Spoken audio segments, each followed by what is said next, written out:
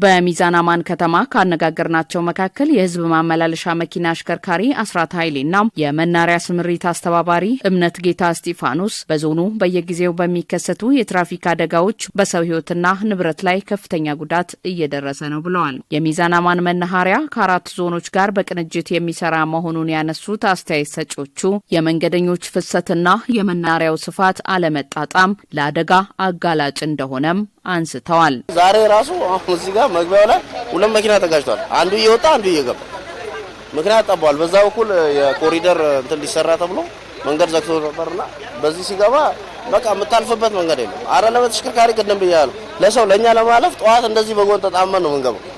መንገድ እንደዚህ ዝግ ነው። ማነራ በኩል ላይ ትንሽ ጠባብነት አለ። መቻን ላይ መኪና ብዛትና የሰው ብዛት ሲታይ መኪና ለማቆም ቦታ የለም። ይሄ ነው።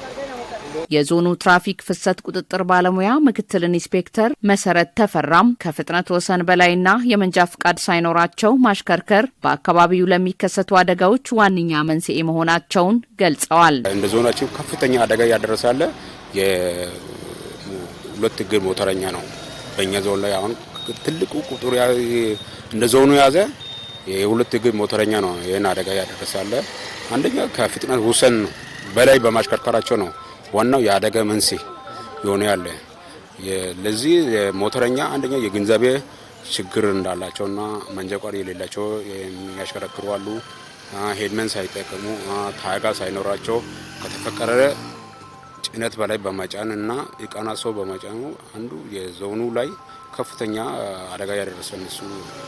ይህንን ችግር ለመከላከልም የቁጥጥር ስራዎችን በቅንጅት እያከናወኑ መሆናቸውን ገልጸዋል። የቤንች ሸኮ ዞን ትራንስፖርትና መንገድ ልማት መምሪያ ኃላፊ አቶ አበበ ኑራና በበኩላቸው በትራፊክ አደጋ በየጊዜው በዜጎች ህይወትና ንብረት ላይ ከፍተኛ ጉዳት እየደረሰ መሆኑን አስረድተዋል። በትራፊክ አደጋ ምክንያት የሚከሰቱ ጉዳቶችን ለመቀነስ እየተሰራ መሆኑን የተናገሩት ኃላፊው በተለይም ከስነ ባህሪ ጋር ተያይዞ በዞኑ በ4 ማዕከላት የታድሶ ስልጠና ለአሽከርካሪዎች መሰጠቱን ጠቁመዋል። አደጋው ለመቀነስ የስልጠናዎችን እየሰጠን እንገኛለን።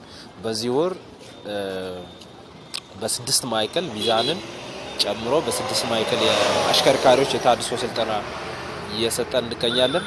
ድንገተኛ የተሽከርካሪ ቴክኒክ ምርመራዎችንም የምናደርግበት ሁኔታ አለ።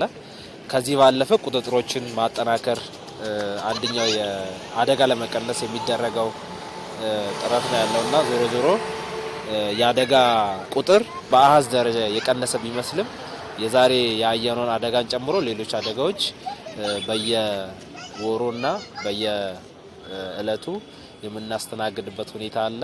በአብዛኛው ጊዜ ደግሞ ሞተር የሚያሽከረክሩ አሽከርካሪዎች የአደጋ ሰለባ ናቸው። የሚዛን አማን መናኸሪያ የአገልግሎት አሰጣጥን ለማሳለጥ አመቺ አለመሆኑን ያነሱት ኃላፊው የክልሉ መንግስት እያስገነባ ያለው አዲሱ መናኸሪያ በቅርቡ ሲጠናቀቅ ችግሩ ይቀረፋል የሚል እምነት እንዳላቸው አስገንዝበዋል። አሁን ላይ ያለው መናኸሪያ መጨናነቅ አለ። አዲሱ መናኸሪያ ደግሞ ወደ መጨረስ አካባቢ የደረሰ ፕሮጀክት ነው።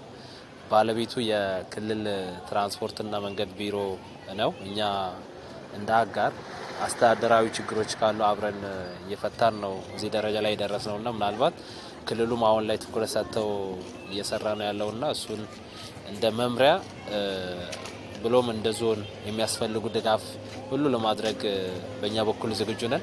በአገር አቀፍ ደረጃ ድንገተኛ የመኪና አደጋ ተጎጂዎችን ለመርዳት የመንገድ ደህንነትና መድን ፈንድ አገልግሎት እስከ 15,000 ብር የነጻ ሕክምና አገልግሎት እንደሚሰጥ ጠቁመዋል። ይህ አገልግሎት በአማን ሆስፒታል እየተሰጠ ነው ያሉት አቶ አበበ ሁሉም በቂ ግንዛቤ እንዲኖረው በቀጣይ በትኩረት እንደሚሰራ አስረድተዋል።